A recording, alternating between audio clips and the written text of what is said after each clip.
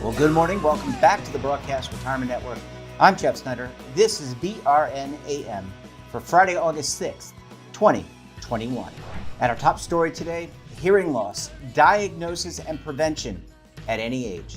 Well, joining me now to discuss this and a lot more is Dr. Julie Nuren. She's Director of Audiology at the Hearing and Speech Agency in Baltimore. Julie, great to see you. Thanks so much for joining us on the program this morning. Thank you so much for having me. Happy to be here. Yeah, let's talk about something that I think is, well, I want to ask you, how prevalent is hearing loss in our society today? So hearing loss is actually the third most common chronic condition in the United States. So it's more prevalent than diabetes and more prevalent than even cancer, which it sounds daunting, but what that breaks down to is over 50 million people in the US suffer from some degree or some type of hearing loss. But I think what your viewers would probably find more relevant to them is that 1 out of every 3 people at the age of 65 have some sort of hearing loss. And that number actually increases to 2 out of every 3 people between the ages of 70 and 79. And for those who are 85 years and older, 80% are suffering from some form of hearing loss that is actually severe enough to affect their daily communication. So there's been lots of studies on aging and hearing loss, and a study out of that was published in the New England Journal of Medicine actually indicated that for every 10-year increase in age, the prevalence of hearing loss actually doubles. Yeah, and this is something where I've always thought about hearing loss really prevalent. You know, I think of my grandparents and my grandfather saying, huh? But is it something that is prevalent in younger people as well? Like people, I'm going to be 50, but I'm thinking about younger people. Maybe they're listening to loud rock music. They play an instrument. I play guitar. Is this prevalent only in mature people, or is it something that we see throughout society today? Yeah, so usually when we think about hearing loss, we think of it in terms of aging, because in society, we're just accustomed to seeing people in the older population are the ones with hearing loss. But hearing loss can actually occur at any age. The majority of people that we tend to see in my practice and tend to see just in general are usually people who develop hearing loss over time. So that could be due to aging, or that can be due to a history of some type of noise exposure. So usually occupational, so either working in a factory or working with machine noise or power tools, or those who are in the military.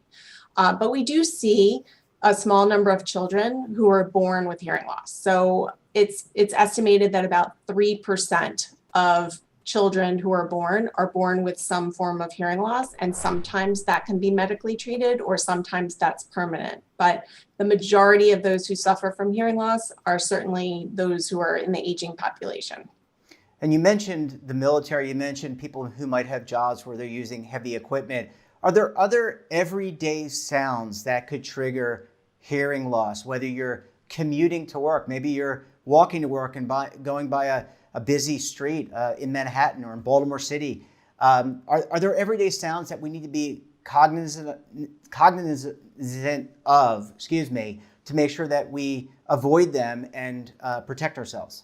Yeah, absolutely. So there are lots of sounds in our environment that can contribute to a hearing loss that we don't really think about because they're sounds that we're accustomed to. And that can include something like a hairdryer or a vacuum cleaner, a lawnmower or a leaf blower, everyday power tools that we use around the house, like a small drill, certainly firearms and motorcycles. So all of those environmental sounds have decibel levels that are at 90 decibels or higher, which is considered a dangerous decibel level for loudness. But some sounds that you might not really think about include things like your garbage disposal, earphones or AirPods, which a lot of people are using more often now, public sporting events like an NFL football game, those stadiums get incredibly loud. And in fact, there's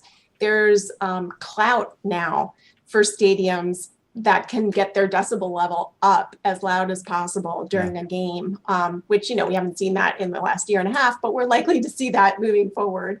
And also something like an ambulance siren passing by. But again, even though those are considered high risk sounds, we do have some safety measures. So a high risk sound, something that, like I mentioned, which would be about 90 decibels, your safe exposure time is actually 8 hours. So, are you going to be exposed to something like a garbage disposal for 8 consecutive hours? Hopefully not. Likely. But what's important to keep in mind is that for every 5 decibel of increase in loudness, your safe exposure time is cut by 50%. Yeah. So if a 90 decibel sound has a safe exposure time of 8 hours, once that sound reaches 95 decibels, your safe exposure time reduces to 4 hours, and so on. So it's really important to protect your hearing, even when you're exposed to something that you might think is at a safe level, either using foam earplugs or custom fit earplugs or earmuffs, just making sure that those devices are properly fit so that you're really protecting your hearing. Yeah, you made me think about the Ravens and Ravens Stadium, but also the Kansas City Chiefs. They have the loudest stadium, I think, in the NFL, and they actually have a decibel counter to try to get it there. I think people need to certainly be aware of that. Julie, last question for this segment. How do we determine if we're losing our hearing, or how do we determine if others are losing their hearing so we can bring it to their attention? Because we're talking about preventative steps and things we should do in the second segment. But for this last question, how do we determine if we're slowly losing our hearing? Yeah, so a hearing loss is actually something that usually will happen slowly over time. So we tend to start doing things to compensate for things that we're not hearing, like leaning in, reading facial expressions, asking people to repeat themselves. And these things that we do become second nature, and we might not even realize we're doing them. So usually other people tend to notice when you're having difficulty with your hearing before you would notice it yourself. But certainly some sounds that you might start to have difficulty hearing and that you might notice would be things like the blinker in your car, birds chirping, water dripping. You might start to experience difficulty understanding women's and children's voices or conversations in the presence of noise.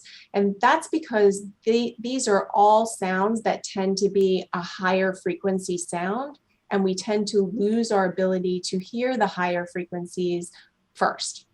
So I would say most people would start to realize that they're having difficulty hearing their spouse or grandchildren, or they're having difficulty hearing over the phone.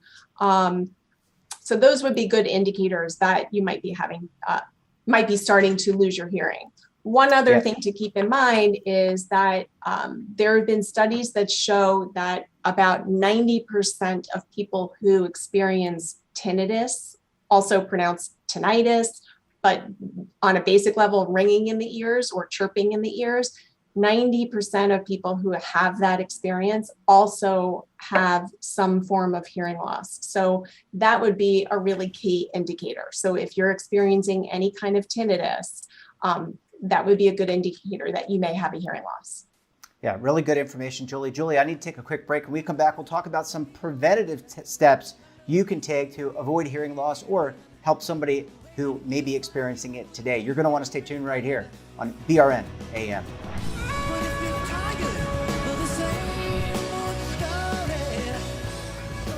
Imagine a new television network that will make you richer, healthier, and in control of your financial future.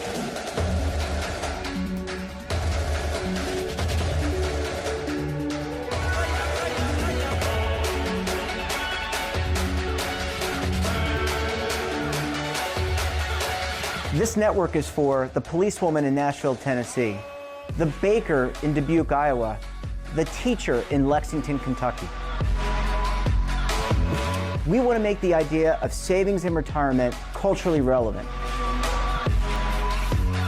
But what do you see as a defining issue of the midterms, especially for the smaller businesses? I mean, they are the lifeblood of the American economy.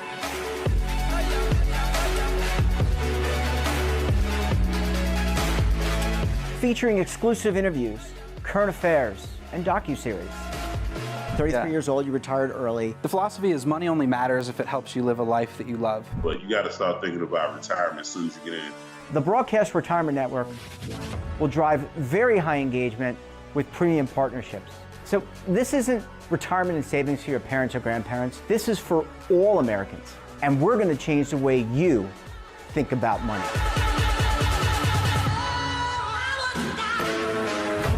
Welcome to the next frontier of retirement and savings. This is BRN, the Broadcast Retirement Network.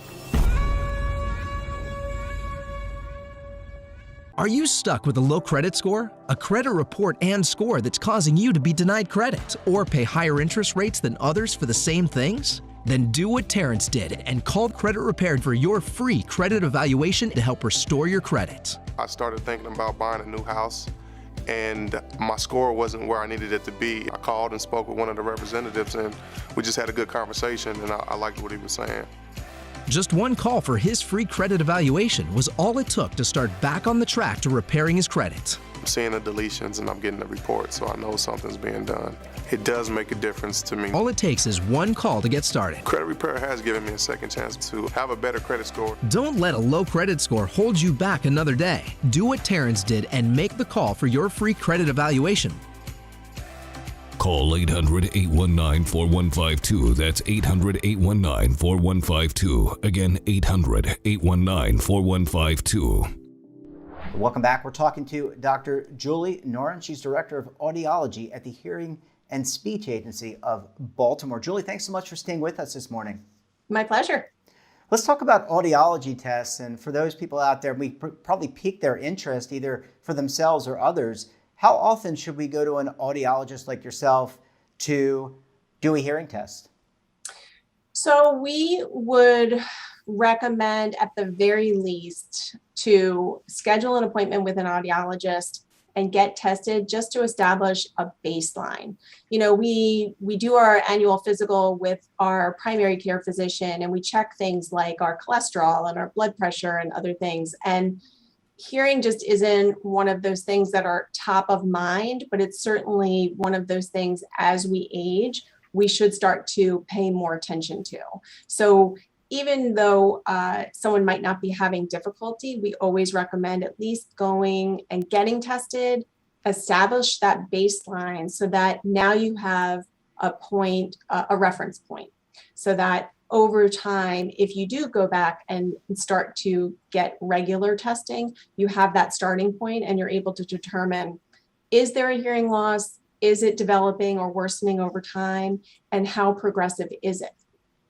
Yeah, and just, I think I've had that test numerous times. I mean, you sit in a booth and then they play different sounds in different ranges, and I'm supposed to put my finger up if I hear it on my right side and put my finger up if I hear it on my left side. Is that similar to what we're discussing here? Pretty general. There are different methods and different procedures, but that's pretty much it. In addition to testing for those different pure tones, we call them, or frequencies, which are, low pitch up to high pitch, we also test things such as middle ear health, because we want to make sure that we're checking for any other kind of medical pathology that could be resolved with medical treatment. And when I say middle ear, I'm referring to ear canal, eardrum, the middle ear bones behind the eardrum. Sometimes there are conditions that happen. It could be as simple as a blockage of earwax, but it could be something that's a lot more complicated, like a medical condition such as otosclerosis, which is hardening of those middle ear bones.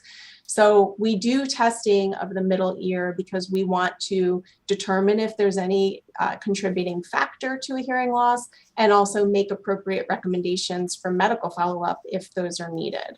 But we're also testing an individual's ability to hear certain speech sounds and the percentage of their discrimination ability, because those could also be indicators as to whether or not there's something else going on, such as growth on the nerve or deterioration of the nerve. But that also gives us an indicator as to what we can expect if that individual has a hearing loss and we fit them with hearing aids.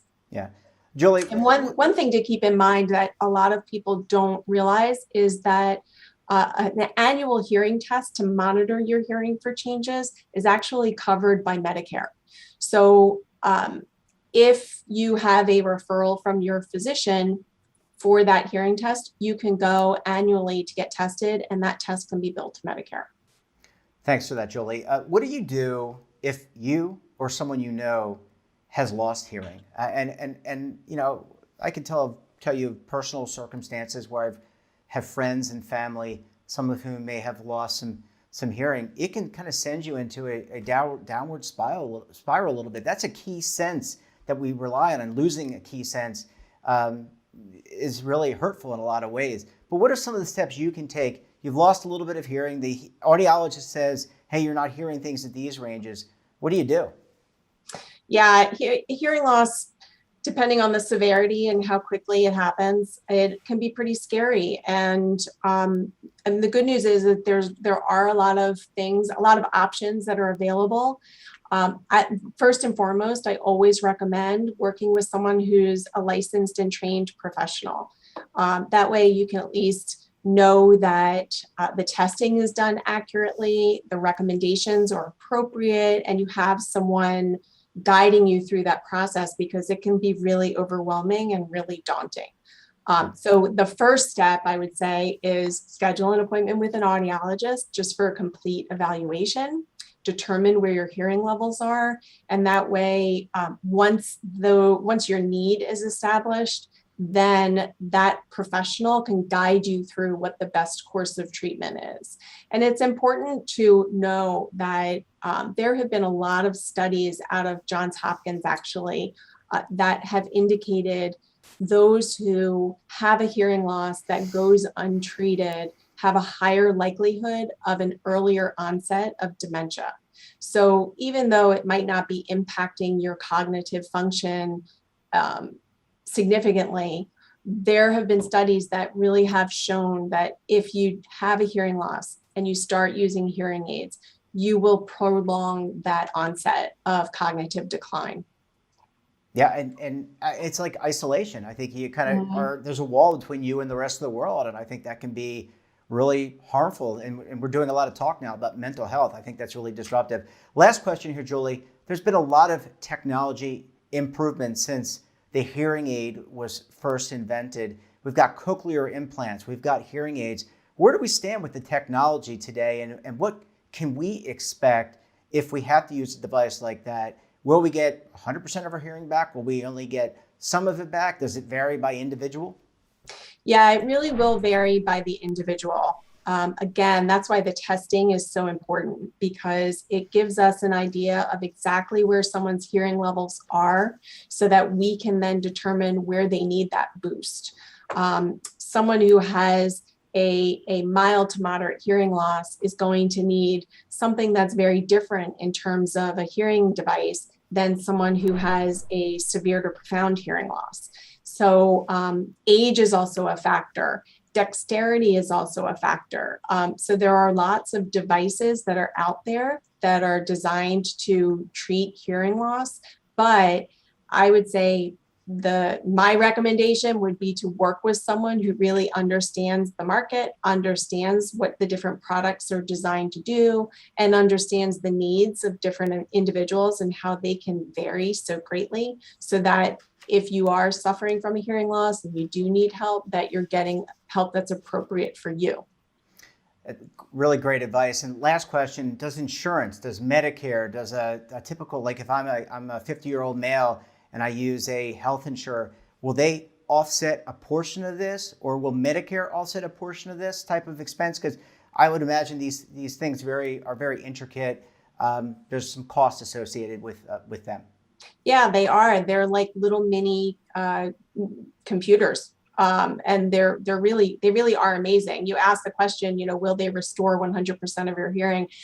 Unfortunately, they won't ever restore your hearing. I equate it to, a radio that's got faulty wires. I can turn that volume up as loud as possible so that I can hear it, as loud as I can.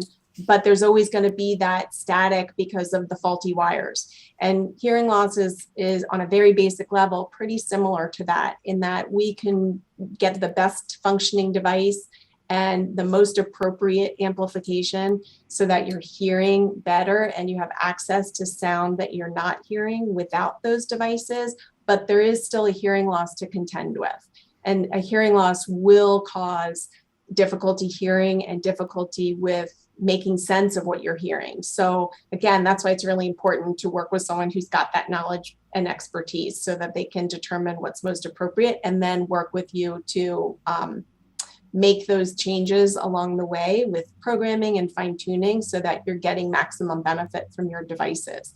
In terms of insurance, traditionally, Medicare has only covered the testing. They have not covered the cost of the devices. However, there are Medicare Advantage plans that are becoming more and more popular, and those Medicare Advantage plans do offer discount pricing plans. So you do have to work with someone who is credentialed with that Medicare Advantage plan. An example would be Nation's Hearing or Hearing Care Solutions. Those are two, which I happen to be affiliated with both of those, but they don't cover the cost of the hearing aids, but they provide discounted set pricing. So it does alleviate some of the burden. Yeah, and of course you need the support of friends and family along the way, so you're not alone in this, because as I said, It can be very, very isolating. Julie, we're going to have to leave it there. Really important discussion. Hope people were taking notes, and I really appreciate coming on the program to share your perspective.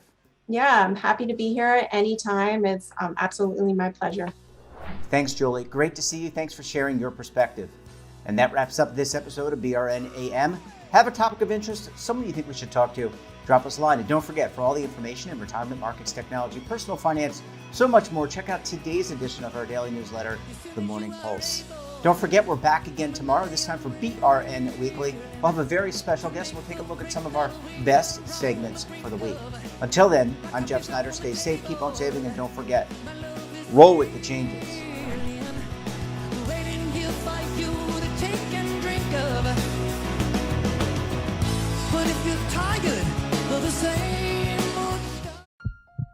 Are you being audited, and do you owe the IRS $10,000 or more in back taxes? Is the IRS threatening to take more of your money? Don't fight the IRS alone. The Tax Doctor is here to help you negotiate your tax bill and reduce your stress. The IRS can freeze your assets and seize your bank accounts, but you can stop these IRS actions.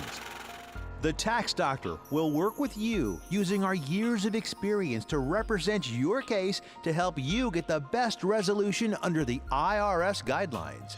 Help is here to deal with the IRS to reduce your stress. We've handled thousands of cases, so we know what we're doing. If you owe $10,000 or more in back taxes, do not call the IRS alone.